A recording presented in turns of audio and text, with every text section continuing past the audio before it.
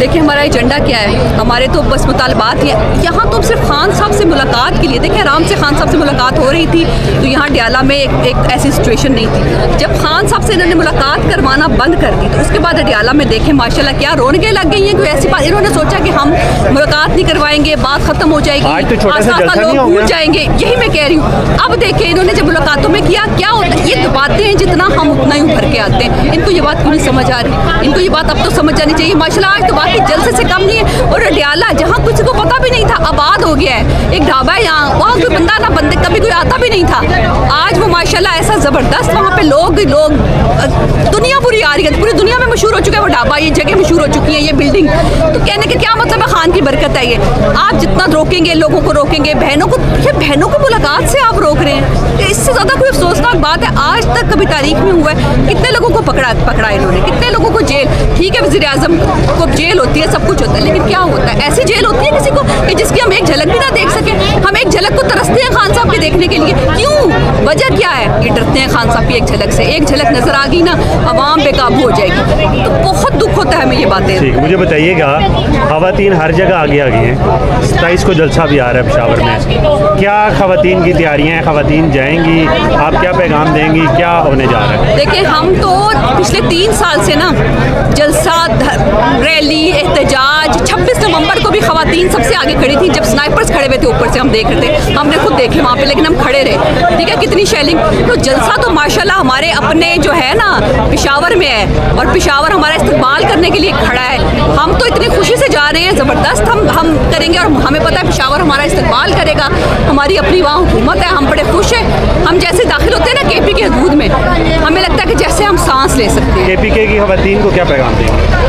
हम आ रहे हैं, और आपको जो है वो हमें पैगाम दे चुकी हैं कि हम इस्तेमाल करेंगे, और वो मेज़बान है हमारे सबको मेज़बान है। उन्होंने हमें पैगाम ऑलरेडी दे दिया हुआ है कि हमें वो मेज़बानी करेंगे। 1 दिन पहले आए, 2 दिन पहले आए, इंशाल्लाह हम तैयार हैं, बड़े जोश से तैयार हैं। और हम सब लोग, आप सब लोगों के लिए पैगाम है, सब लोगों के लिए पैगाम है 27 सितंबर को। ये किस आम जलसा ना समझे, ये जलसा जो है ना, इस वक्त अदलिया की बहाली, मैंडेट की वापसी, पाकिस्तान में रूल ऑफ लॉ के लिए हम खड़े हैं। आप भी खड़े हो पाकिस्तान में रूल ऑफ लॉ के लिए प्लीज़, और महंगाई के लिए, जो जुल्म हो रहा है ना इस वक्त गरीब अवाम पे, इसके लिए हम खड़े हैं। तो ये जो 27 सितंबर का जलसा है, आम जलसा नहीं समझे, इसको एक संगे मील समझे। थैंक यू, बहुत शुक्रिया।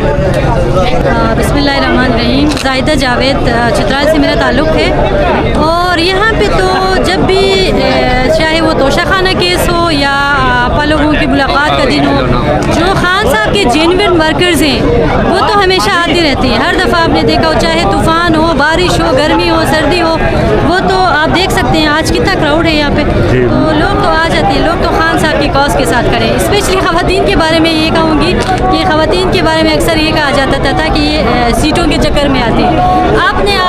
आपने देख लिया कि जो है सुप्रीम कोर्ट ने सीटें भी उनको बंदर बांट कर दी, कोई पता नहीं है आपका पार्टी का आगे क्या होना है, क्या नहीं होना है। खान साहब, हमारा मकसद सिर्फ खान साहब जब तक जेल में हैं वो एक अजीम मकसद के लिए खड़े हैं, हमारे बच्चों के मुस्तकबिल के लिए। उसने अपनी बीवी, अपने बच्चों को तक छोड़ा, अपनी वो कहीं पे भी, बरतानिया में कहीं पे भी वो एक ऐशो आराम वाली ज़िंदगी गुजार सकता था, लेकिन वो हमारे बच्चों के लिए जेल में बैठ के इस उम्र में अज़ियतें बर्दाश्त कर रहे हैं। तो एज ए रिस्पॉन्सिबल सिटीज़न ये हम सब का फ़र्ज़ है कि हम लोग इधर आके इज़हार यकजहती करें एटलीस्ट, और इसके ये जो एक अजीम काज है उसके लिए खान साहब को सपोर्ट करें, और हर बच्चे, बूढ़े, जवान सब निकलें, जिस तरह नेपाल में लोगों ने निकल के इंक़िलाब बर्पा किया, और दूसरा जो कौन सा शहर था, श्रीलंका में, और इस तरह दूसरी जगहों पे अजीम लोग जो है वो इंक़िलाब खुद। खान साहब हमेशा कहा करते थे कि आज़ादी कभी प्लेट में रख के नहीं मिलती, उसके लिए कुर्बानियाँ देना होती हैं। तो खान साहब के आप जितनी भी तकरीर उठा के देख लें, मुझे बहुत से लोग कहते हैं कि आपकी पॉलिटिकल कैरियर किस तरह, मैं कहती हूँ कि मैंने कभी सियासत को अपना कैरियर समझा ही नहीं है, और अल्हम्दुलिल्लाह 18 साल का सफ़र है खान साहब के साथ। मैं सिर्फ उसकी विजन, उसकी काज के लिए खान साहब के साथ अभी तक खड़ी हूँ, और इसके लिए मुझे कोई रिग्रेट नहीं है। मेरा दिल मुतमईन है, मैं हक़ के साथ खड़ी हूँ, सच के साथ साथ खड़ी, और जितना मुझसे हो सकेगा आगे भी मैं इसी तरह खान के साथ खड़ी रहूँगी और अपने बच्चों के मुस्तकबिल के लिए कोई हम साहब खान साहब के ऊपर या उनकी बहनों के ऊपर कोई एहसान नहीं कर रहे। और दूसरी इम्पोर्टेंट बात, जो अभी जो उनकी बहनों के खिलाफ जो कैंपेन चला रहे हैं लोग, जो गंदा कैंपेन चला रहे हैं, जो कायद-ए-आज़म मोहम्मद अली जिन्ना की बहन, जो उनकी बहन थी अजीम बहन, उनको गद्दार वतन करार दिया गया, जो उनके खिलाफ उस टाइम कैंपेनें चलाई गई थी, इसी तरह अब भी इनकी बहनों के साथ कैंपेनें, इनके खिलाफ कैंपेनें चलाई जा रही है। ये पता नहीं क्या जानशीन, ये आपने देखा होगा